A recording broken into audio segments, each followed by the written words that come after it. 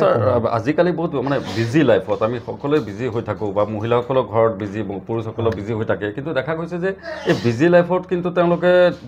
directly আৰু indirectly নেগলিজেন্সো কৰি থাকে বহুতে এটা সৰু মানে কিবা এটা হৈছে ফাৰ্মাচীৰ পৰা এটা মেডিচিন লৈ ল'লে খাই লৈছে ভাল হৈছে ফিনিছ তো এইটো কি ক'ব আপুনি এটা বস্তু মনত ৰাখিব যে ডায়েবেটিছ বেমাৰটো কেতিয়াও ভাল নহয় আমি কণ্ট্ৰলহে কৰিব পাৰোঁ মেবি কোনোবা সময়ত তেখেতৰ সেই পেচেণ্টৰ চুগাৰটো বহুত বেছি আছিল আমি পাৱাৰফুল দৰৱ এটা দিলোঁ বেছি কমি আহিল তেতিয়া আমি ল' ড'জলৈ আহিলোঁ সেইটো আমি ড'জ এডজাষ্টমেণ্ট হ'ব কিন্তু নিজে যেন পেচেণ্টে ঘপককৈ দৰৱ বন্ধ কৰি নিদিয়ে যদি বেছি চুগাৰটো কমি যোৱা ফিল কৰিছে বা কি ইমিডিয়েটলি ডক্টৰজনৰ লগত কনচাল্ট কৰি সেইমতে তেওঁলোকে ড'জ এডজাষ্টমেণ্ট কৰক নহ'লে কি হয় পেচেণ্টবিলাকে ভয়তে দৰৱ নাখায় আৰু একেবাৰে নোখোৱা হৈ যায় তেতিয়া যোনখিনিও বিটা চেলছ বাচি আছিল তেতিয়া আৰু সোনকালে থকাখিনিও মৰিব তেতিয়া যদি আমি ল' ড'জত এটা টেবলেট আমি কাম কৰিব পৰালোহেঁতেন সেইটো ড'জ বাঢ়িহে যাব বা এটা টেবলেটৰ জেগাত দুটা লাগি যাব চ' সেইটো কাৰণে সদায় কিবা ডাউট হৈছে কিবা প্ৰব্লেম হৈছে ডক্টৰৰ লগত কনচাল্ট কৰি বন্ধ কৰক বা কমাই লওক সেইটো একবাৰ ডক্টৰৰ লগত কনচাল্ট কৰিব স্যাৰ আৰু এটা কথা যে থাইৰয়েডে হওক বা ডায়েবেটিছে হওক দেখা গৈছে যে আমাৰ লাইফষ্টাইল এটা maybe one of the major factor হ'ব পাৰে চ' আজিকালি বহুতৰ লাইফষ্টাইল উল্টাপাল্টা হৈ থাকে আৰু এনেকৈ হৈ থাকে চ' কাইণ্ডলি আপুনি যদি অলপ কমন এডভাইচ দি দিয়ে যে বহুত দ্য পেচেণ্ট যে কেনেকৈ লাইফষ্টাইলটো থাকিব লাগে কি খাব লাগে কেনেকৈ চলিব লাগে যে চবতকৈ ডাঙৰ এতিয়া আমাৰ লাইফষ্টাইলৰ কাৰণেই হৈছে আমাৰ ফুড কোৱালিটিৰ ওপৰত হৈছে আগতে অকল আমাৰ দেউতাহঁতৰ বা ককাহঁতৰ টাইমত আমাৰ যোনবিলাক শাক পাচলি হৈছিলে তাত গৰু গোবৰে মেক্সিমাম ইউজ হৈছিল এতিয়া দুনিয়াৰ পেষ্টিচাইডছ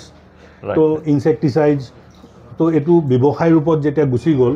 তো আমাৰ আল্টিমেটলি আমি হিউমেনেই নিজৰ অৰ্গেনবিলাক বেয়া কৰি আছোঁ দিজ আৰ অল পয়জনছ এতিয়া চ' সেইটো কাৰণে আমাৰ ওচৰত চবতকৈ ডাঙৰ ৱেপনটো হ'ল যে আমি ফুড কোৱালিটিটো আমি ভাল কৰিব লাগিব প্ৰপাৰ ফুড যিমান পাৰে ঘৰত বনোৱা ফুড খাওঁ ফাষ্ট ফুডৰো বহুত হাৰ্মফুল ইফেক্টছ আছে আৰু ছেকেণ্ড হ'ল মানুহ বেমাৰ হওক বা নহওক এটাই চবতকৈ ডাঙৰ ৱেপন চবৰে হাতত আছে সেইটো হ'ল এক্সাৰচাইজ সৰু হওক ডাঙৰ হওক বেমাৰ হওক নহওক এই এক্সাৰচাইজে আপোনাৰ গোটেই হৰম'নছবিলাক ৰিলিজ হৈ থাকে আৰু আপোনাক ফিট ৰাখে আৰু আপোনাৰ গ্লাইচেমিক কণ্ট্ৰলটো ভালকৈ ৰাখে বডিত এক্সাৰচাইজ চবতকৈ ডাঙৰ বস্তু আৰু ফুড কোৱালিটিটো ফুডখিনি আপুনি এটা হ'ল টাইমিঙৰ কথা আছে যে মানুহে যি টি টাইমত যেতিয়াই মন যায় বা বেছি গেপত খাব নালাগে এটা টাইমত খাব লাগে তেতিয়া বডিৰ চব বস্তু ৰেগুলেশ্যনছবিলাক ভাল হৈ থাকে যেনেকৈ আপুনি প্ৰপাৰ ব্ৰেকফাষ্ট কৰিলে ৰাতিপুৱা 8টা 9টাত 1:30 2টাৰ ভিতৰত লাঞ্চ কৰিলে 3টা 4টা মানত এটা লাইট স্নেক্স খালে আকৌ আৰ্লি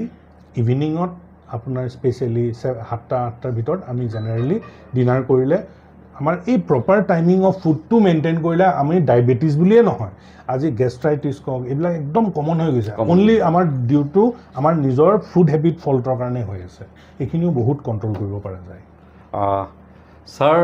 আমাদের মধ্যে আছেন আর স্যার লামডিং এসে পেশেন্ট দেখছেন তা actually it's a very good news for us sir আপনি লামডিঙত কেতিয়া আহে আপোনাৰ যদি কোনো পেশেন্ট আপোনাৰ লগত লগ কৰিব পাৰে কৰিব কেনেকৈ কণ্টেক্ট কৰিব আপুনি কাইণ্ডলি অলপ যদি মই লামডিঙত জেনেৰেলি আপোনাৰ প্ৰত্যেক মাহৰ 1st আৰু